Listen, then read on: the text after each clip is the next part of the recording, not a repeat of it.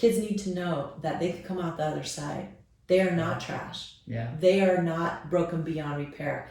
They're in the process of being refined. Entrepreneurs, oh my gosh, we have a business besides my writing business. How many times, you go down, you come up, you go down, you come up. And the next time, maybe you come up faster because you've been through the storm. Yeah. So at the end, what's going to emerge is unrecognizable maybe from your first intention, but wow, beautiful in a whole new way. Yeah.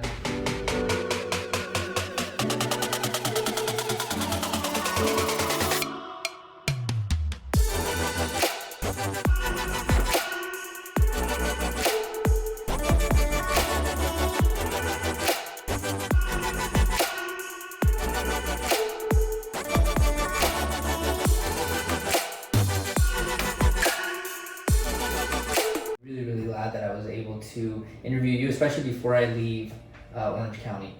And I had seen your book and I had seen what you were doing, but man, it's such an incredible book. And so your official writer name, Linda Hafner Binley. I said that correct? That is correct. Yeah. So guys, Linda is an author. She's a keynote speaker. What is it, the things that you talk about?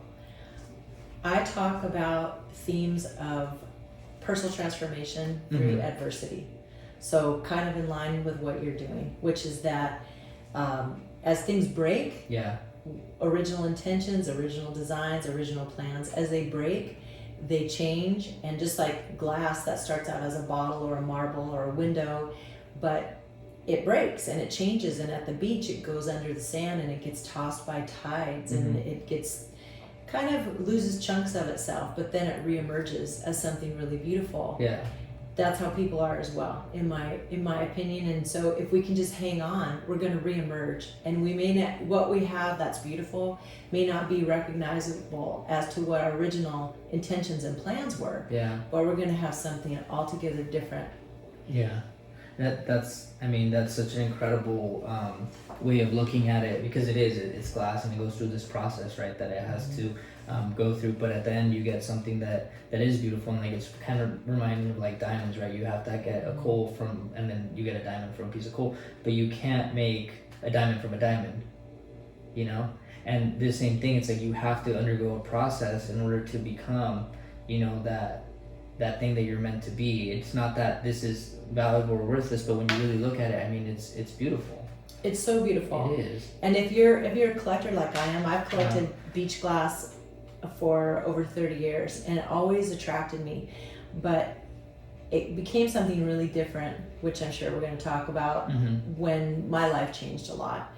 But I have been intrigued by beach glass for all my life, really. And when I find it, I'm as happy as if I would have found a gold bullion. Yeah.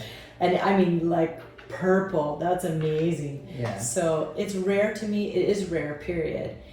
Different colors have different rarities. And then I started looking at what it meant in the metaphor, and as it broke and reemerged and became something beautiful for anyone who appreciates it to pick it up off the sand. Yeah. I realized there was a lot to teach me. So this is your book. It's Beach Glass, right? How do people find it? How do they read it? Like, how do they enjoy it? So it's on my website now, which is lindabinley.com, and it will be on Amazon in the month of November. Okay. So we're gearing up for that, and world domination shortly thereafter. Okay. Sure. Yeah, you just have to get it into all the airport newsstands, and once it's there, it's pretty much game over, I didn't even think about the airport newsstands. That's a great one. I bought in a lot of books from there, just because there's certain books that I want to get, but when I go to Barnes & Noble, I'm like, no, it's Barnes & Noble. I put all these excuses, but once you get to the airport, you're like, I'm bored. I should buy a book, and you probably end up paying like $5 more for a book than even Barnes & Noble, but you're already there, so it's a matter of circumstances. But that would be a good place to look. What I truly enjoyed about the book, right? And guys, just so you know, I barely read it yesterday, right? But it was so incredible. You have this like gift of making people feel, and it's so relatable. It's hard to explain. I really can't explain it, guys. I can't. You have to read it yourself in order to get this. But you have this way of like the words that you use are so similar to things that people have experienced, right? That you're just like, wow, like, I don't know, it was almost like rehab for me. Thank you so much. It was like Thank you. meditation almost. Like I lived like a very anxious life. I don't know if you can probably see that or not, but I do, you know. So at the end of the day, I was reading this and I got home and we have, you know, our packing and everything. And it felt, after 15, 20 minutes of reading that, I felt like I was calming down and relaxing, and almost like if I had my eyes closed and I was breathing and meditating and trying to get to that place. Have you ever had anybody tell you anything like that? I've had people describe it as almost musical. Yes. And all my life, I mean, I started writing, I think, before I started speaking, in a sense, because my mom would just put books in my crib when I was little, and I loved books. But I love poetry, I love music, I love art, I love to read. And it just kind of evolved naturally into writing. I love writing, and I think in pictures. Wow. And so when I'm explaining something in pictures, it just comes out that way. Yeah. And I really feel like the book came through me. I didn't create it as much as I just kind of sat down and wrote down what was coming through me. Maybe that sounds a little woo-woo, but I felt like it was really a lesson in life happening for me and not to me. Yeah, it's we were right before you got here. We were talking about how I have met these people. Actually, you were at Tim Grover lunch, right? Yes. And do you remember Brandon? Yes, I do. Okay, sure. So he was explaining that when he listens to music, he listens to the song and he envisions what a 12-year-old teenage girl might listen to it versus maybe like an 18-year-old guy, maybe a 65-year-old man, somebody in California versus somebody in Florida. And I was like, wow, I've never, but what you're saying makes so much sense because you have that gift to where you can sit down and it almost flows from you because that's what you were almost created for, right? That's what you have that's so much more special about you than anyone else. Well, thank you for saying that. I really do feel like I was born to be a writer. I mean, I love being a mom and I love being a wife and all that for sure, but I was born to write. Yeah. And you asked me why did I write the book, and I wrote it because I couldn't help but write it. I had to write it. If this book didn't get down on paper and it died with me, I think I would have been clawing my way back out of the grave or something. I don't know. Not to say that it's the most fantastic book that's ever been written, but it's mine. That is what was given to me. And I had to write it. Either. That's not for you to say. That's for everybody else to say, right? It's been fun because people are having a relationship with this book that has nothing to do with me. Yeah. This book has been to all parts of the country. I mean, expanding. It's been to Virginia Beach and Florida and Ireland and Thailand and all parts of California and New Jersey and New York. And people are responding to it in ways that is, for me, it's extremely humbling because all I did was write my experiences. But people, like you just said, they're having what happened to you. People are having a relationship with this book that really isn't of me. I was walking on the beach this morning and I just show up. You know, that's my therapy. I walk, I find a nice long beach, and a lot of things get untangled. That's what happens to me at the beach. And if someone can feel like that in my book, I'm thrilled. That is so weird because that's what it feels like almost. But I didn't like, I could see when I was reading it that it felt like the beach, but for me, it felt like the feelings that you have when you're at the beach, which is the decompress, the relax, the kind of take all the stuff that's on top of you and just say, hey, I'm gonna move it over here for now, and this is time for me. And a lot of people feel that way when they go to the beach. You know what I mean? And you've given people almost like a haven through the book, like the safe haven. You know, to say like I can take this time off, and when I'm reading this, like I'm in the zone of just reading it. That's fabulous. My heart is very warmed by that. I appreciate that. Is that what you do when you try to get in the zone to try to like find these words? Like, do you go to the beach and then you come back and you find a do you write at the beach? Like, what do you do to get in that zone? So it is a lot less complicated than many, for me anyway, than many make writing out to be. So I sit down and I start typing. and that's what happens. Mm-hmm. And I think the biggest, most important hurdle to get over as a writer is putting your butt in the seat and showing up. Because if I waited till I was inspired, I would die with that book inside me and never have it on the paper. So everything, it's kind of like what happens every other minute of the day. I'm collecting and I'm watching and it's getting stowed away in ways that I'm not really even conscious of. And then when I sit down, that one thing that came to me, like for example, I found all this in one day on a particular beach that I'm not going to say because I don't want anyone else to go there. But I'm about to write what I saw there and what I felt there. And when I feel this, I remember that. And I just start seeing things in pictures. So that happens all the time. We'll be in a situation and I'll write about it later and my husband will tell me, I was there too, and I didn't see or feel or hear half the stuff that you did. Yeah. So getting in the zone for me mostly is showing up, which I think is pretty true for any endeavor, for parenting, for marriage, for work. Half the battle is just showing up and making yourself available. Yeah. No, I could definitely agree with that because it is true. You need inspiration, you need motivation, you need commitment.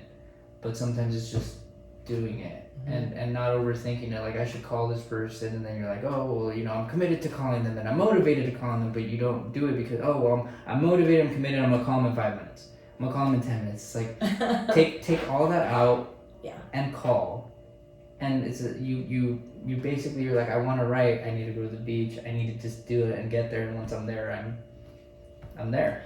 Just do it. I feel like if someone wants to be a writer, here's my advice. Write. If you want to be a writer, write something. And always understand that there's two people in your head. There is the creator, which is a child, and there's the editor, which is an adult. And if you think about children, they love to play.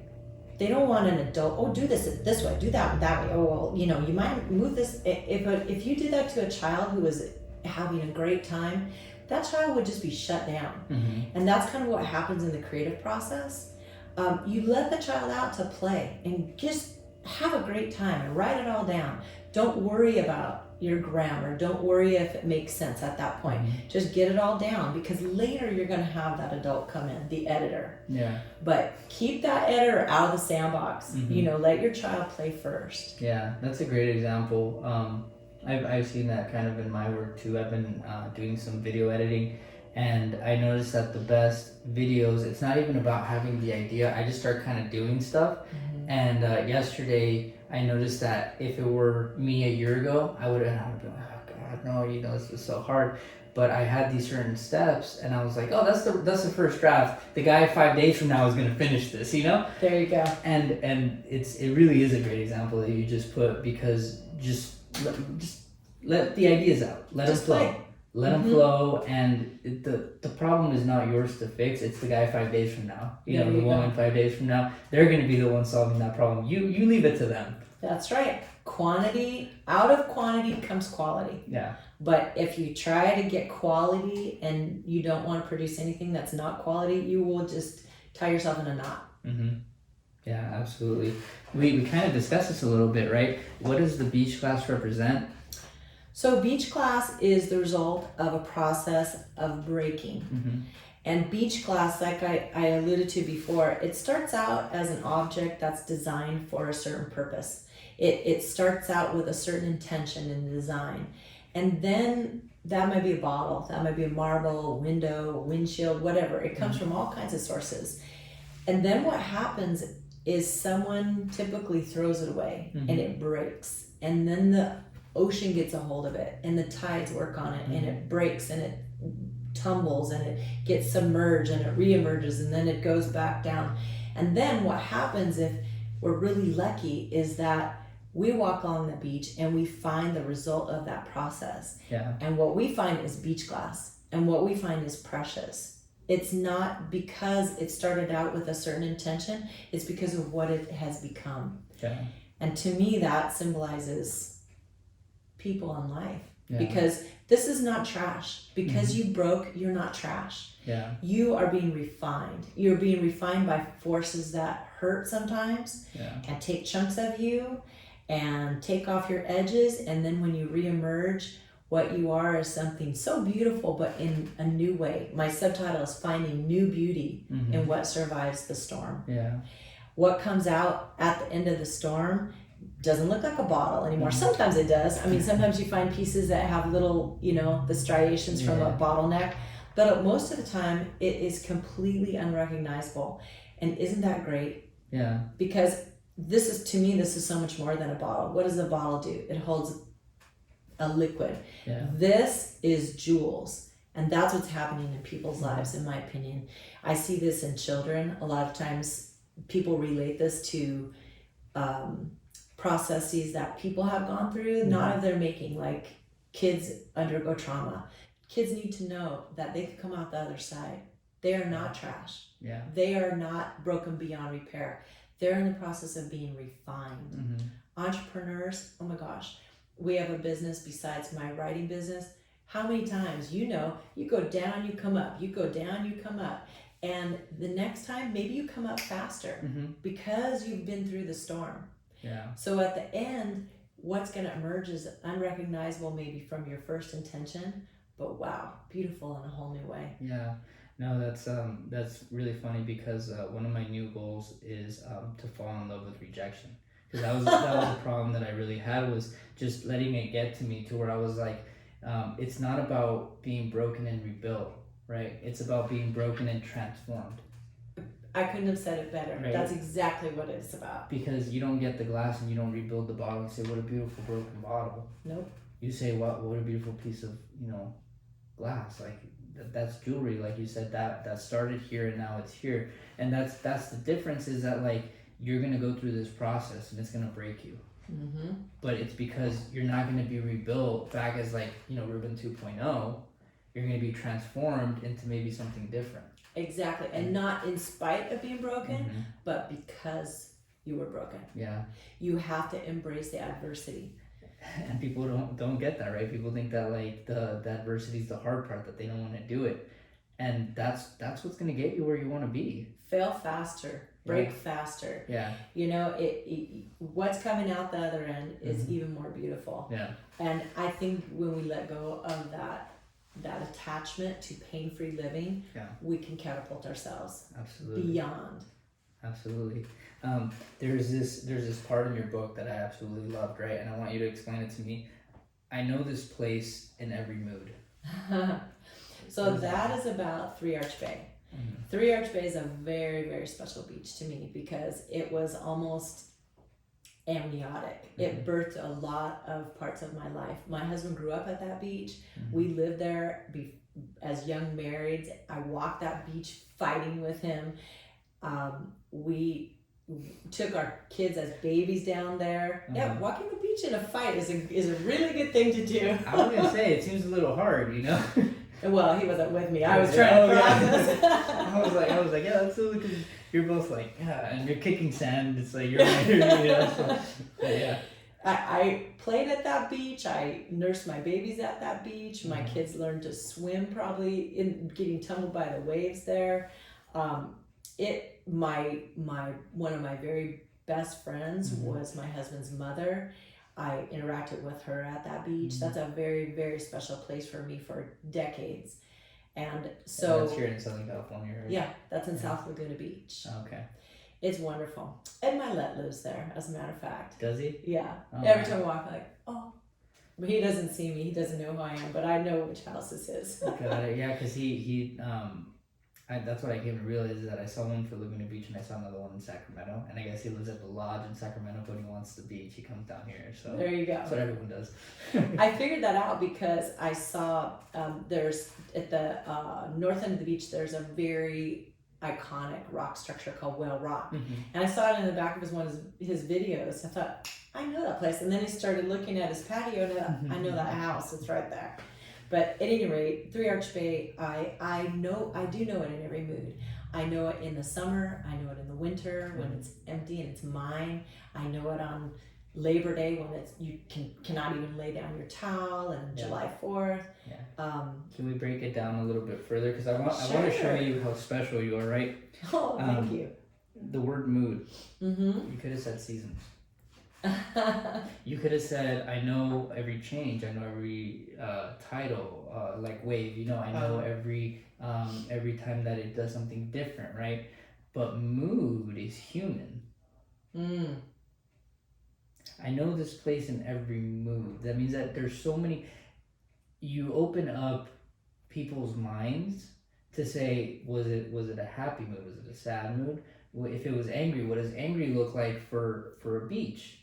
And if it's happy, if it's excited, if it's depressed, but it opens up our imagination to say, if I was depressed, this is what the beach would look like. And if I was happy, if the beach was happy, that the beach would be doing this, and it would have these birds, and that sentence had me thinking for about 5 minutes. And I don't know if maybe I'm different, I'm dissecting it a little bit, maybe I'm the weird one, but there's this weird thing that you do, and it's so special. It really is, because I've never read a book that engages me as much. And there's this other thing, and you guys are getting super passionate, you can see, but it was. I love it. Yeah, the question. Tell me some more. The questions that you ask are so personal, right? Like I feel like I'm dragged. Like literally, you're just like, come here, Ruben. Like, come into the book and answer these questions. You're asking yourself, or I don't know if the main protagonist is asking themselves these questions, right? But I feel like they're directed towards me. So you were talking about a beach, and you say, do you understand what an epic day this is? Mm. And I was reading it, and it caught me off guard, because I'm reading and I get into this flow of reading, right? And you don't allow me to finish something without disrupting. And then, do you understand what an epic day this is? I'm thinking of myself at the beach, and I'm like, this is a great day. Like, this is a really great day. I'm ready to relax, and I'm thinking like, man, this is really great. Like, why am I even stressing out about all this? This is an amazing day. So did you do that on purpose? Like, were the questions just part of your writing, or did you really do it to engage people? That's a really good question, and I can't say that I did it intentionally, but something weird happens in my brain, and it's just called synthesis. Mm-hmm. So every experience that I've had is up there somewhere in that noggin, and it just happens. Mm-hmm. So to me, I write my story, but because there are other people interacting with it, and I'm a human and you're a human, mm-hmm. we share touch points. Yeah. So I didn't intentionally do that, but I'm thrilled that it had that effect on you. Yeah. The thing about the mood and personifying the beach, which is part of nature, I really feel like it is personified in a way, mm-hmm. because, like I said, I've been down there in every one of my own moods, and the beach, the ocean, she meets me and carries me and heals me. Mm-hmm. I just love it. I was in Japan this summer, and I climbed Mount Fuji. Oh yeah. And in the Shinto religion, they say that objects in nature they're not necessarily created by God, as they are their own gods. Yeah. So they have a deity in and of themselves.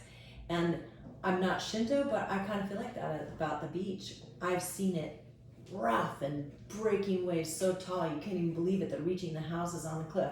I've seen it soft and barely a wave and just mm-hmm. gentle as could be, like a lullaby. Yeah. Those are moods. Yeah. That's about as human as I can project it.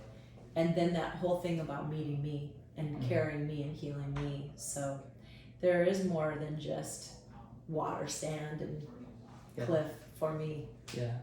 Did you go to school for this? Did you have a specific training, or is it just natural? I went to school. I always loved to write.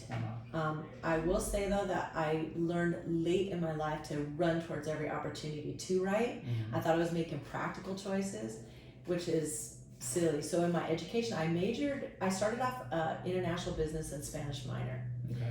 But then I took a college level English class, and I thought, I don't know what I'm going to do with this, but I have to study all these books, all these writers, write this. And I had a very beautiful teacher take me aside and say, you need to do this. You have a gift with writing. I know this is just English 101, but you need to pursue it. Yeah. And so I changed my major, and I went to UC Irvine, and they have an amazing writing concentration. If you get an English degree, you can choose to have a writing emphasis, which is what I did. And so that means in every class where there was a chance, I took the one that was emphasized for writing. Yeah. And but then I started teaching high school and junior high school. I didn't become a writer right away. At a certain point, I met my husband, and we started having kids, and really soon, and I did not return to work. But along the way, I wrote for other people, everything I could weave into parenting. So I did web writing, I did just your basic copywriting. Yeah. I ghost wrote a book, I've written a book proposal for someone else, business to business writing. I found really early that there were lots of opportunities for energetic young parents to volunteer. And I said, well, you know what? I'm not thrilled by selling the donuts or whatever. And I did try to coach the soccer team, but I was so nervous I threw up on the way to the first game. So, and these were like 4-year-olds. Okay? Yeah. So I realized that was not my zone of excellence. So I thought, okay, you know what? I'm going to write the press releases for the local paper. Okay. And then in our church, there was an opportunity that came up for the creative communications team. So I pursued that, and I wrote one-act plays and worked with the main stage. It was super fun. I did that for 7 years. And it all kind of went into my pack of experiences. So this is my first book under my own name, which is very special to me. I think I'm done writing for other people at this point. Good. Yeah, they shouldn't take credit for your work. Well, thank you. Yeah. Thank you. Who inspires you? Like, who inspires you to do all this stuff? Wow. Well, as a writer, I've got, lots of people that I love. I love poetry. I love Rumi and Pablo Neruda. Okay. That took me back to high school very quickly. Really? Yeah. Basho is an excellent Japanese haiku poet. Okay. I love Willa Cather and all kinds of writers. But then in my life, I'm very inspired by my daughters. I have 3 daughters, my husband, our dogs who have passed on. They were inspiring me. And then I've been very blessed to have people come into my life kind of in serendipitous ways, Tim Grover being one of them. And I've been inspired by all kinds of people. Just to tell you a little story of someone who inspired me. When I was 16, I got my first car. It was a Volkswagen Bug, 1969. And I would drive to school, which was like 2 miles away. I didn't have to drive, but I was thrilled to do it. And I used to see this kid walking to school. And I didn't know him at school, but he had some kind of physical structure. So he would be very labored in the way he was walking. One of his feet was turned all the way in, and his leg was bent at the knee. And I hung out with all athletes and other kinds of people, and he was not in my circle. But every day he was walking to school at the same time I was driving to school. I don't even know his name, but I watched him over that whole school year, and his gait changed. So at the beginning of the school year, very awkward, very labored, very bent. But in doing it, he got better and better and smoother. And I'll never forget him.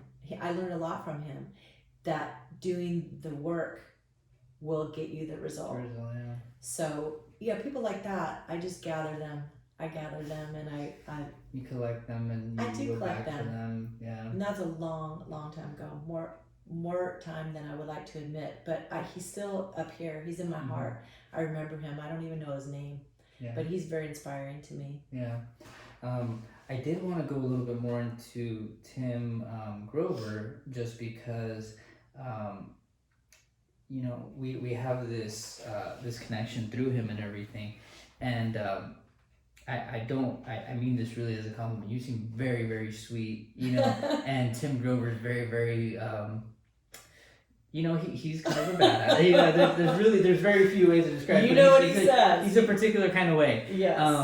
But that leads me to believe, like, you have that in you too, like you have this like relentless spirit. You have this like, I'm gonna get what I want, and my way I'm not happy until I do, because that's you know, it's important to me. My life is my life to live, and I have to live it my way, not the way that others want.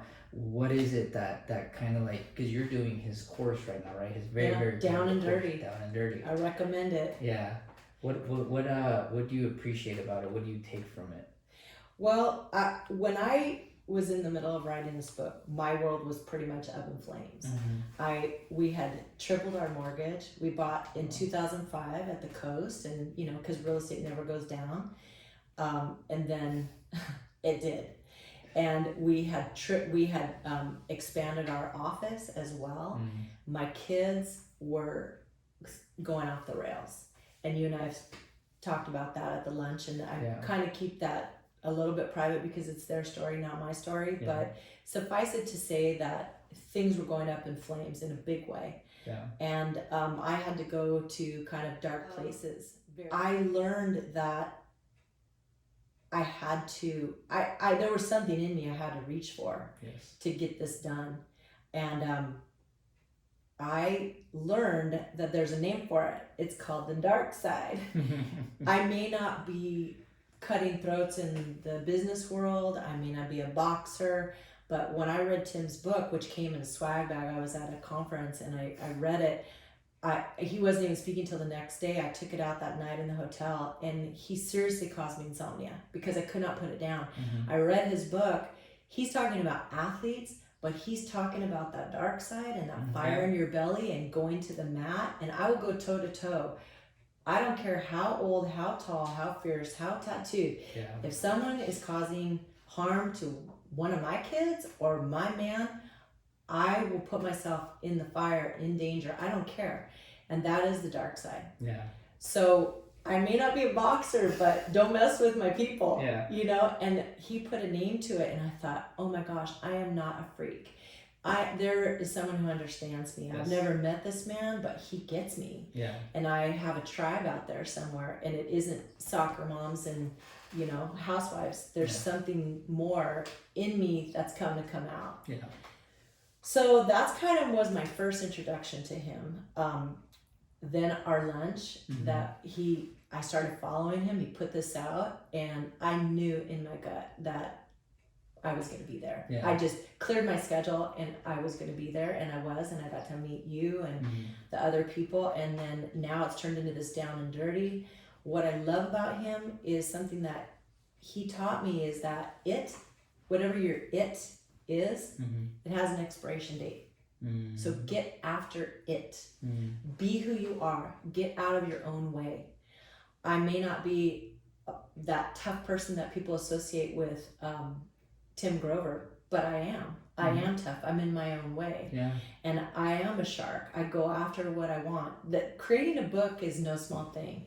It's full of things you have to leap over and people you have to fight with. I mean, I was just on the I won't even tell you, but the publisher, there's a lot that goes to it. It takes guts and it takes tenacity to put art out in the world and own it. I love what he does. Very special. For example, he didn't try to turn Kobe into Michael, you know, and he didn't try to turn Dwayne Wade into Kobe. And he doesn't teach that. He says, don't hold yourself back from the world, because if you do, you're shortchanging the world. The world wants what's in you. Be yourself. Be the best version of yourself. Get out of your own way. Make friends with the fear. Sit down and have a beer with it, but do not let it stop your momentum. And that's what he's done for me. So, you know, like I said, I may not be your typical, stereotypical demographic, but he's my guy. Well, I hope you see why you fit perfectly for this podcast. Because I know at first you were thinking, you know, like maybe why it doesn't, but it really does. What you have is very, very much so aligned with what we're trying to convey. And anybody who is listening, viewing this, we want to make sure that they know that it's the same thing, that there are other like-minded people just like them. There's people that are going through the same thing. You know, if they're trying to write a book and they're like, man, I should just get everything figured out. No, just do it. Just shut up and do it. Just sit down, do it, you know. I appreciate you being here. It always goes by so quick. It's already been, you know, like our time is up. But thank you so much for taking the time, you know, showing us your book. For you guys again, just so you can see it. Beach Class, Amazon next month. Yes, sir. Right now, they have to go to your website. That's right. And then your Instagram if you want to let everybody know. Sure. It's at Linda Binley Author. Perfect. So we look forward to putting this out and letting us, like, you know, hopefully you let us know what you think and you love it and everything just keeps going upwards for you. Thank you. It's been a pleasure. I really appreciate the opportunity. Definitely. You're doing a great thing. Thank and I you. wish you the best with your move Thank you. and your whole project. You're taking a stab at it. It, like I said, it's hard to put art out in the world, and you are. So Thank you. congratulations. I appreciate that.